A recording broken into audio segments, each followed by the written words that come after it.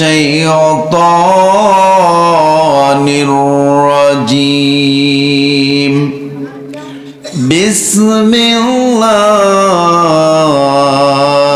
الرحمن الرحيم يريدون ليطفئوا نور الله بأفواههم والله متم نوره ولو كره الكافرون والذي أرسل رسوله بالهدى ودين الحق ليظهره على الدين كله ولو كره المشركون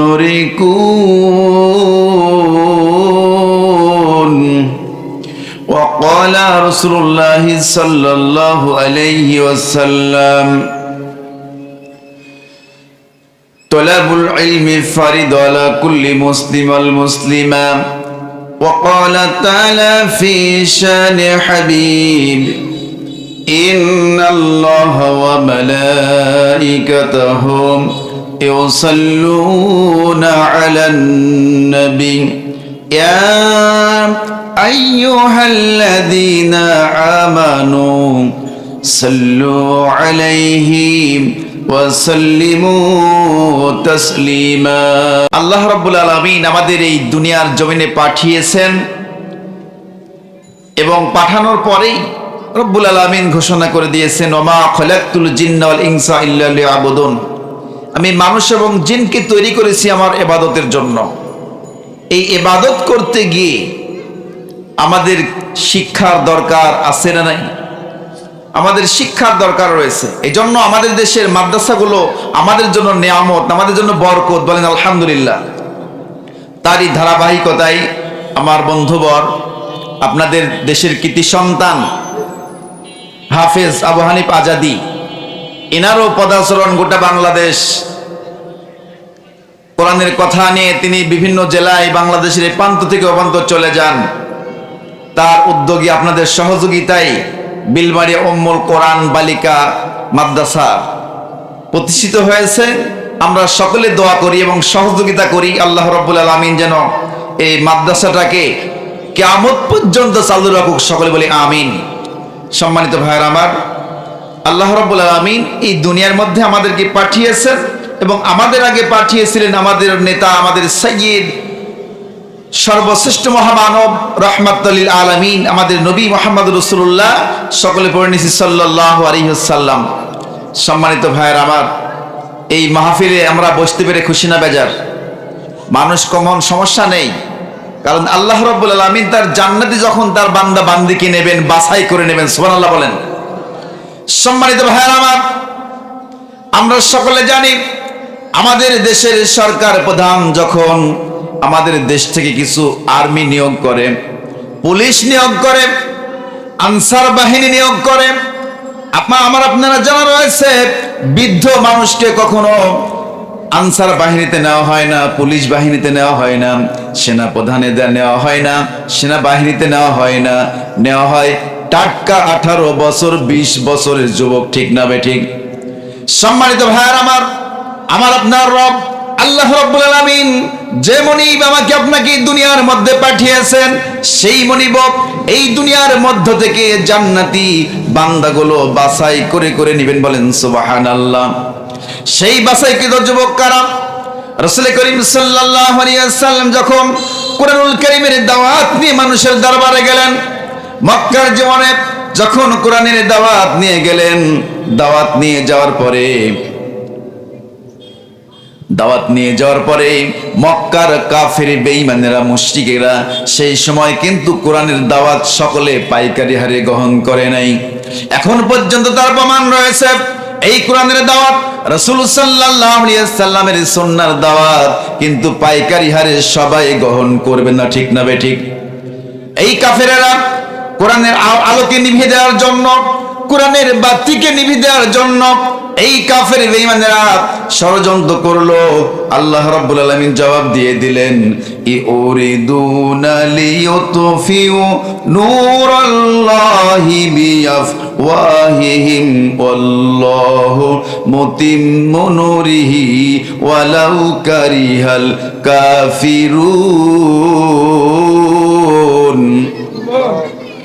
আল্লাহ তাআলা ঘোষণা করে দিলেন, হে রাসূল চিন্তা করবেন না, টেনশন করবেন না, ভয় করবেন না, কারণ আল্লাহ রাব্বুল আলামিন যার পক্ষে আছে তার কোনো ভয় আছে নাকি বলেন?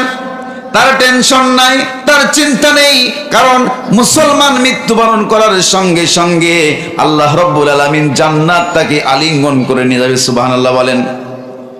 আমরা জানি রাসূল করিম সাল্লাল্লাহু আলাইহি ওয়াসাল্লাম যখন মুতার যুদ্ধের দামামা বেজে গেল, 1 লক্ষ রোমান সৈন্য, আর রাসূল করিম সাল্লাল্লাহু আলাইহি ওয়াসাল্লামের মাত্র 3000 সৈন্য। নবীজি যখন রোমানদের বিরুদ্ধে 1 লক্ষ সৈন্যর বিরুদ্ধে যখন নবীজি 3 জন সেনা প্রধানের কথা তিনি বললেন, কয়জন বলেন? 3 জন সেনা প্রধানের কথা বললেন। 1 নম্বর বললেন, জায়েদ কোথায়? হযরত জায়েদ হাজির হয়ে গেলেন। নবীজি বললেন, জায়েদ রে, তোমার পরিবারের কাছ থেকে বিদায় নিয়ে আসো, তোমাকে মুতার প্রান্তরে তোমাকে সেনাপতির দায়িত্ব পালন করতে হবে। আর যদি তুমি ইন্তেকাল করো, তুমি যদি শহীদ হয়ে যাও, তোমার পরিবর্তে দায়িত্ব পালন করবে জাফর বিন আবু তালেব। বলেন সুবহানাল্লাহ। আল্লাহ নবী বলেন, জাফর কোথায়? হযরত জাফর হাজির হয়ে গেলেন। হাজির হয়ে যাওয়ার পরে হযরত জাফরকে বলতেছেন, জাফর রে, মুতার প্রান্তরে কাফেরদের বিরুদ্ধে লড়াই করতে গিয়ে যদি তুমি শহীদ হয়ে যাও, তোমার জায়গায় স্থলাভিষিক্ত হবে আব্দুল্লাহ ইবনে রওহা। আব্দুল্লাহ ইবনে রওহা কোথায়? তিনি হাজির হয়ে গেলেন। লাব্বাইক ইয়া রাসূলুল্লাহ সাল্লাল্লাহু আলাইহি ওয়াসাল্লাম বলে হাজির হয়ে গেলেন। আল্লাহ নবী বললেন, জায়েদ রে, তোমার পরিবারের কাছ থেকে বিদায় নিয়ে আসো। সম্মানিত ভাইরা আমার, হযরত জায়েদ বললেন, ইয়া রাসূলুল্লাহ, ইয়া হাবিবাল্লাহ, আপনি তো আমার পিতা, যেহেতু আপনি এখান থেকে বলেছেন, আমার মা আয়েশা ঘর থেকে শুনেছেন, এই আমার তো আর কার কাছে যাওয়ার দরকার নেই। হযরত জাফর তিনি চলে গেলেন, বাড়িতে চলে গেলেন। যাওয়ার পরে বলতেছেন, স্ত্রী গো, আল্লাহ রাসূল সাল্লাল্লাহু আলাইহি ওয়াসাল্লাম আমাকে মুতার প্রান্তরে সেনাপতির দায়িত্ব দিয়েছেন, আমি যুদ্ধে চলে যাব, রাসূলের কাছে চলে যাব। স্ত্রী 2 হাত তুলে যখন দোয়া করলেন, আয়া রব্বুল আলামিন, আমার স্বামী জাফরকে যুদ্ধের ময়দান থেকে গাজী বানায়া ফিরায় আনো।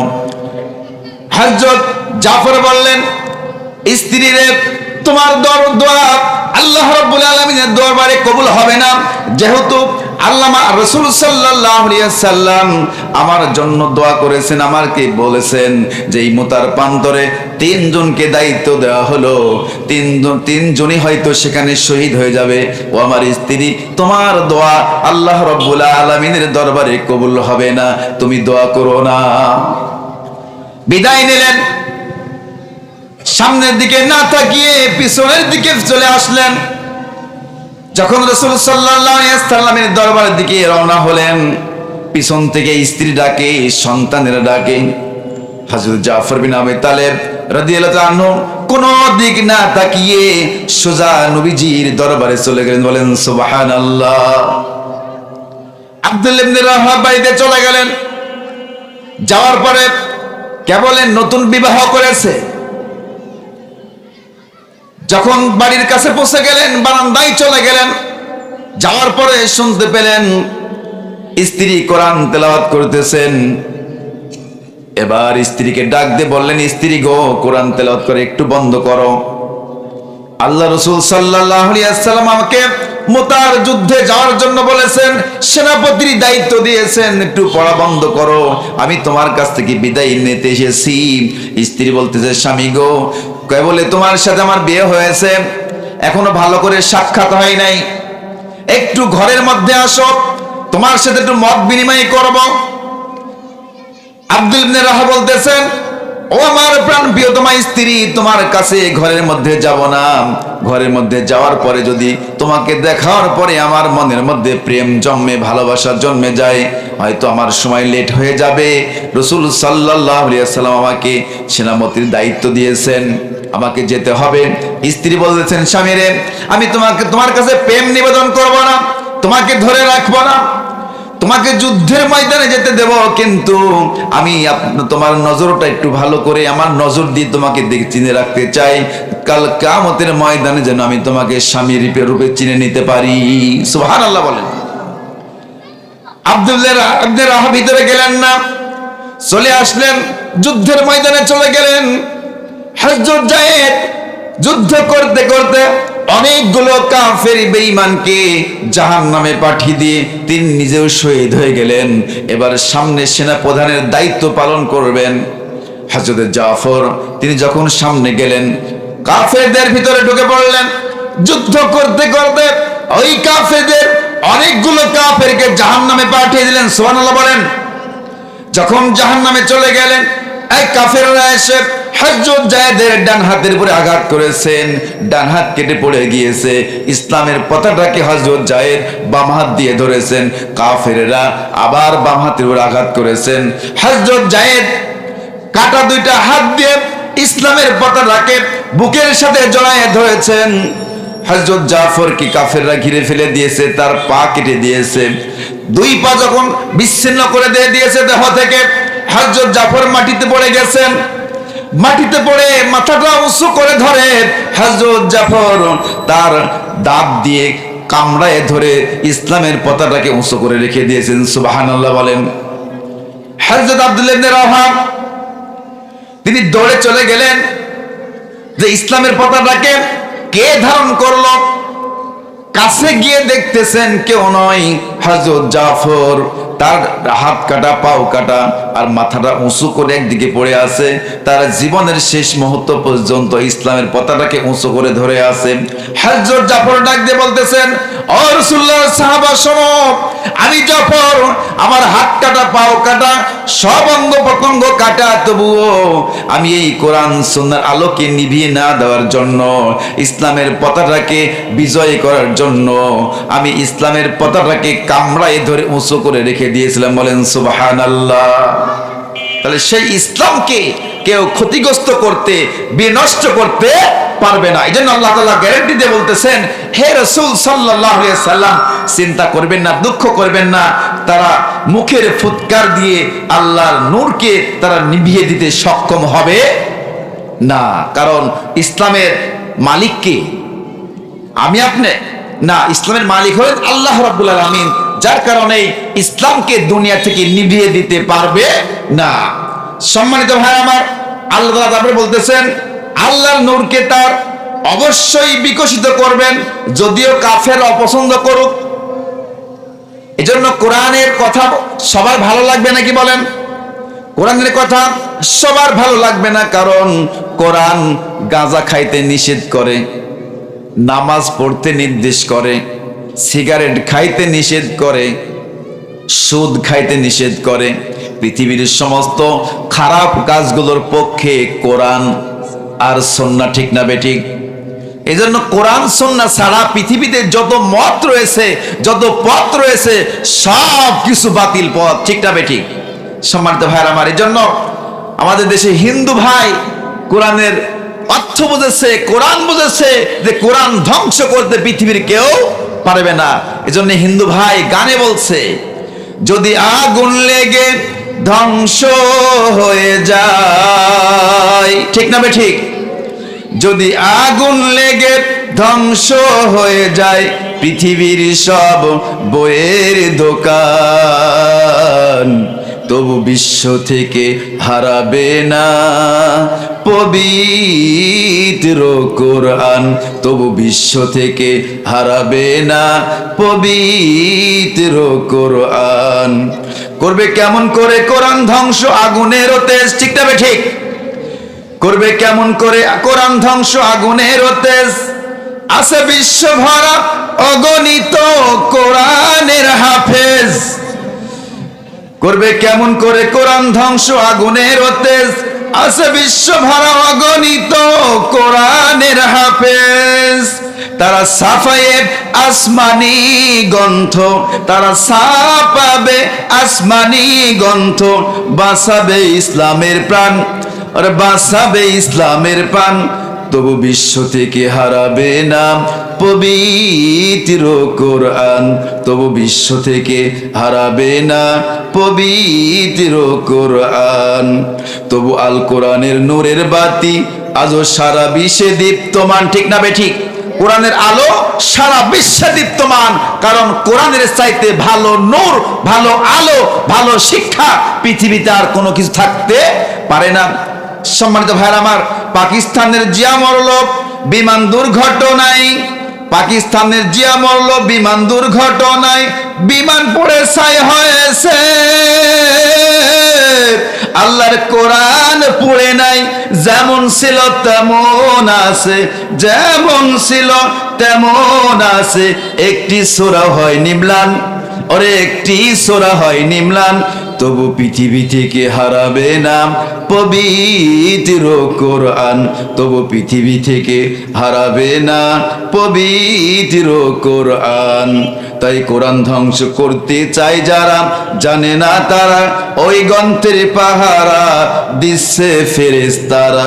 বিশ্ব নবীর সাধনার ধন, বিশ্ব নবীর সাধনার ধন, এটা আল্লাহ রাব্বুল আলামিনের দান, এটা আল্লাহ তাআলার দান। তবু বিশ্ব থেকে হারাবে না পবিত্র কোরআন, তবু বিশ্ব থেকে হারাবে না পবিত্র কোরআন।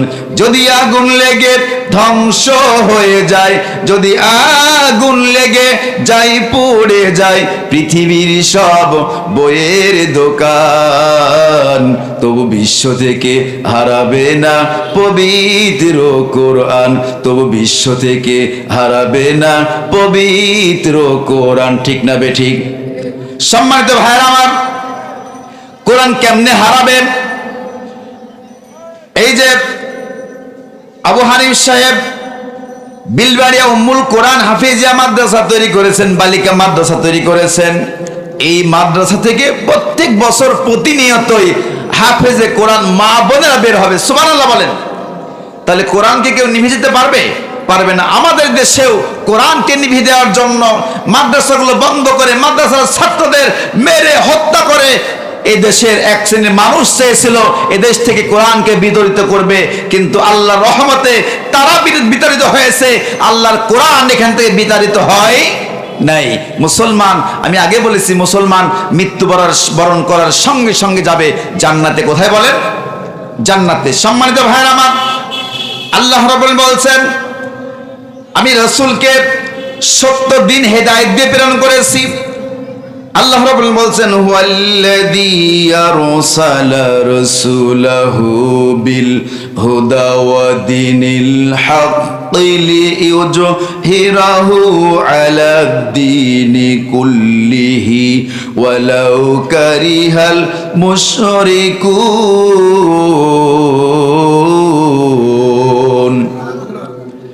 রব্বুল আলামিন ঘোষণা করলেন তিনি তো সেই সত্তা যিনি তার রাসূলকে হেদায়েত ও সত্য দিন সহ প্রেরণ করেছেন, যাতে সকল দিনের উপর একে বিজয়ী করে দেন, যদিও তা মুশরিকদের অপছন্দ হয়। আমি আগে বলেছি ভাই যে মুশরিকেরা কখনো কোরআন পছন্দ করে না, রাসূলের সুন্নাহ পছন্দ করে না। এখনো এক শ্রেণীর মানুষ বলতেছে তোমরা কোরআনের আইন প্রতিষ্ঠিত করতে চাও, রাসূলের সুন্নাহ প্রতিষ্ঠিত করতে চাও, তোমরা তো মানুষ একেবারে কম, তো সংখ্যাই তো কম, তো কেমনে করবে? তাহলে আল্লাহ রাব্বুল আলামিন বলছেন কোথায় 1,03,000 মুসলমান সৈন্য, এটা বিজয় কে করেছেন? আল্লাহ তাআলা করেছেন। এই ইসলামের বিজয়, কোরআনের বিজয়, আলেমদের বিজয় আল্লাহ রাব্বুল আলামিন দেবেন। লক্ষ কোটি মানুষ দিয়ে নাও হতে পারে। ছোট্ট ছোট্ট ও যুবকেরা, তোমাদের দ্বারাই ৭১ সংগঠিত হয়েছে, ৭১ বিজয় হয়েছে মুসলমান যুবকদের দ্বারা। ঠিক না বেঠিক? 24-এর গণ অভ্যুত্থান হয়েছে যুবকদের দ্বারাই। গোটা বাংলাদেশের সব যুবক লাগে নাই, কয়েকজন সামনেকার কাতারের যুবকদের মাধ্যমে গোটা বাংলাদেশের মানুষ একত্রিত হয়ে তাদেরকে বিতাড়িত করেছে। ঠিক না বেঠিক? এজন্য ভাইরা আমার, সংখ্যায় অল্প হলে কোনো দুঃখ নাই, কারণ সংখ্যা অল্প হলেও যদি ঈমানটা আমাদের সহি থাকে, আমাদের সহযোগিতা কে করবেন? আল্লাহ তাআলা। যে আল্লাহ ফিরাউনকে পানির মধ্যে চুবায়ে চুবায়ে মারছে, যে আল্লাহ রাব্বুল আলামিন নমরুদকে ন্যাংরা মশা দিয়ে মারছে, এই জামানার যারা নমরুদ সাজবে, যারা ফিরাউন সাজবে, যারা আবু জাহেল সাজবে, ওলীদ ইবনে মুগীরা সাজবে, তাদেরকেও আল্লাহ তাআলা এই বাংলার জমিনে চুবায়ে চুবায়ে দেশ থেকে বহিষ্কার করে ছাড়বে। ঠিক না বেটি? যতই পারিমো তুমি করো দাদা বাবুর ঘরে বসে, এই দেশে তোমার ঠাঁই নাই। হবে? এটা অলিউল্লাহর বাংলাদেশ, মুসলমানদের বাংলাদেশ, মুসলমানদের রক্তের সাথে মিশে আছে এই দেশের মাটি। ঠিক না বেঠিক? শাহজালাল, শাহ মকদম, শাহপরাণ, এই বাংলার জমিনে তাদের রক্ত মিশে আছে। এই বাংলার জমিন কোন নাস্তিকদের হতে পারে না। সম্মানিত ভাইরা আমার, তাহলে কোরআন সবার ভালো লাগবে না, মাদ্রাসা সবার ভালো লাগবে না। মাদ্রাসা পড়ানোর কথাই বলে মাদ্রাসায় পড়াই আমার ছেলেকে কি আমি ফকির বানাবো? আচ্ছা বলেন, যারা মাদ্রাসায় লেখাপড়া করেছে তারা ভিক্ষা করে, তারা চাঁদাবাজি করে, তারা দুর্নীতি করে, তারা ভয় করে কাকে? আল্লাহকে ভয় করে। কিন্তু যারা আল্লাহকে ভয় করে না, তারা যত দুর্নীতি আছে দেশে তারা করবে। এই জন্য মাদ্রাসায় আমাদের ছাত্র, আমাদের ছেলে মেয়ে দেওয়ার দরকার আছে না নাই? দেওয়ার দরকার আছে। আমরা মনে করি যে যখন মারা যাব আমার মাথার সামনে বসে কোরআন তেলাওয়াত করবে, তখন লাগবে। আল্লাহ রাব্বুল আলামিন কোরআনকে মরার জন্য, খতম পড়ার জন্য এই পৃথিবীতে প্রেরণ করে নাই। আল্লাহ রাব্বুল আলামিন বলছেন লিতুখরিজান নাসা মিনাজ জুলুমাতি ইলা নূর। আল্লাহু আকবার। আল্লাহ তাআলা বলছেন আমি কোরআনকে নাজিল করেছি গোটা পৃথিবীর মানুষকে অন্ধকারের মধ্যে থেকে আলোর মধ্যে আনার জন্য। বলেন সুবহানাল্লাহ। সম্মানিত ভাইরা আমার, তাহলে আল্লাহ রাব্বুল আলামিন কোরআনকে এই দুনিয়ার মধ্যে আনলেন, দুনিয়ার মধ্যে পাঠালেন মানুষের ভাগ্যকে বদলানোর জন্য, মানুষকে জান্নাতি মানুষ তৈরি করার জন্য। কিন্তু কোরআন আসার পরেও, কোরআন আমার আপনার কাছে থাকার পরেও আজকে আমরা সব চাইতে হতভাগা, দুর্ভাগা। এর প্রধান কারণ হলো কোরআনকে আমি না মানা, আমি কোরআন সুন্নাহকে ওভারটেক করে চলা। আল্লাহ রাব্বুল আলামিন বলছেন যে কাফেররা, মুশরিকরা যতই কোরআনের বিরোধিতা করুক, কোরআনের পক্ষে আমি কোরআনকে আমি অবশ্যই টিকায় রাখবো। আল্লাহ রাব্বুল আলামিন পরবর্তী আয়াতে বলতেছেন ইয়া আইয়ুহাল্লাযীনা আমানু হাল আদুল্লুকুম আলা তিজারাতিন তুনজিকুম মিন আযাবিন আলীম। আল্লাহ রাব্বুল আলামিন ঘোষণা করেছেন, হে মুমিন, হে মুমিনগণ, আমি কি তোমাদের এমন এক ব্যবসার কথা বলে দেব যে ব্যবসাটা তোমাদেরকে যন্ত্রণাদায়ক শাস্তি থেকে তোমাদেরকে রক্ষা করবেন। তাহলে আল্লাহ রাব্বুল আলামিন আমার ব্যবসার কথা বলতেছেন, আল্লাহ ব্যবসা শিখাই দিবেন। সেই ব্যবসা আমাদের জানার দরকার আছে না নাই? বলেন, আল্লাহ কি ব্যবসা শিখাই দিবেন এই কথা আমাদের জানার দরকার আছে না নাই? আল্লাহ রাব্বুল আলামিন বলতেছেন তুমিনুনা বিল্লাহি ওয়া রাসূলিহি ওয়া তুজাহিদুনা ফি সাবিলিল্লাহি আমওয়ালিকুম ওয়া আনফুসিকুম যালিকুম খায়রুল লাকুম ইন কুনতুম তা'লামুন। আল্লাহু আকবার।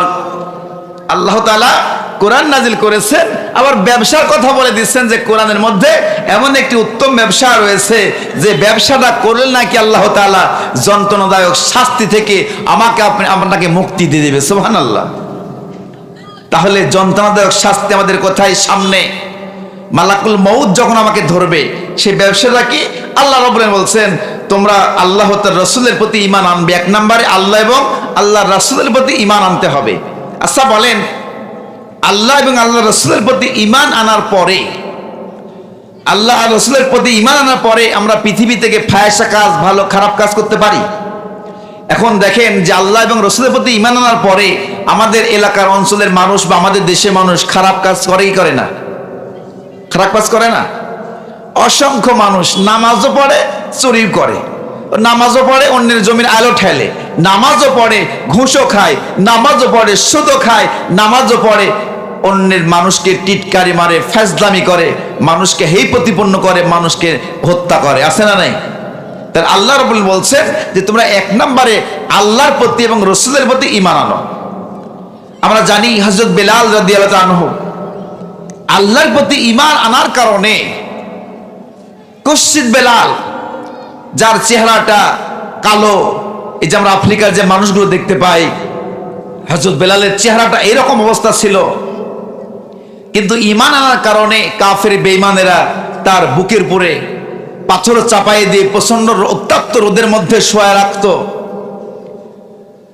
বারবার বলা হতো, বেলাল তুমি এই শুধু আহাদ নামটা ছেড়ে দাও, আল্লাহর নামটা ছেড়ে দাও, তোমাকে মুক্তি দেওয়া হবে। তার জীবনের শেষ নিঃশ্বাস পর্যন্ত তাকে ছাড়ে নাই। তারপরে বলছেন আহাদ আহাদ। এই অবস্থা দেখে হযরত আবু বকর, কালো মানুষ, আল্লাহ রাব্বুল আলামিন এত মর্যাদা তাকে দান করেছিলেন। তাকে যখন হযরত আবু বকর সিদ্দিক রাদিয়াল্লাহু আনহু তাকে যখন আজাদ করে নিয়ে গেলেন, রাসূলুল্লাহ সাল্লাল্লাহু আলাইহি ওয়াসাল্লামের দরবারে দিলেন, তিনি ঈমান এনেছিলেন কার পরে? আল্লাহর প্রতি এবং রাসূল সাল্লাল্লাহু আলাইহি ওয়াসাল্লামের প্রতি। হযরত বেলালকে আল্লাহর রাসূল সাল্লাল্লাহু আলাইহি ওয়াসাল্লাম এত ভালোবাসতেন, তিনি যখন হিজরত করে মদিনায় চলে গেলেন, রাসূল করিম সাল্লাল্লাহু আলাইহি ওয়াসাল্লাম তিনি মসজিদ নববীতে তাকে মুয়াজ্জিনের দায়িত্ব দিলেন। সুবহানাল্লাহ বলেন। যখন মুয়াজ্জিনের দায়িত্ব পেলেন, হযরত বেলাল আজান দেয় আর সাহাবীরা নামাজে চলে আসেন, রাসূল সাল্লাল্লাহু আলাইহি ওয়াসাল্লাম তাকে এমন দায়িত্ব দিলেন, সাহাবারা কিছুদিন পরে যেতে না যেতেই হযরত বেলালের বিরুদ্ধে বললেন যে বেলাল তুতলা মানুষ। যখন তিনি আশহাদু আল্লাহ বলেন তখন আশহাদু আল্লাহ বলতে পারেন না, তিনি বলে আশহাদু আল্লাহ। তো যখন এরকম ঘটনা ঘটলো, তখন রাসূল সাল্লাল্লাহু আলাইহি ওয়াসাল্লাম বললেন, বেলাল আগামীকাল ফজরের আজান তুমি দিবা না। আল্লাহর প্রতি ইখলাস থাকলে, ইয়াকিন থাকলে মানুষের মর্যাদা কত বেড়ে যায়।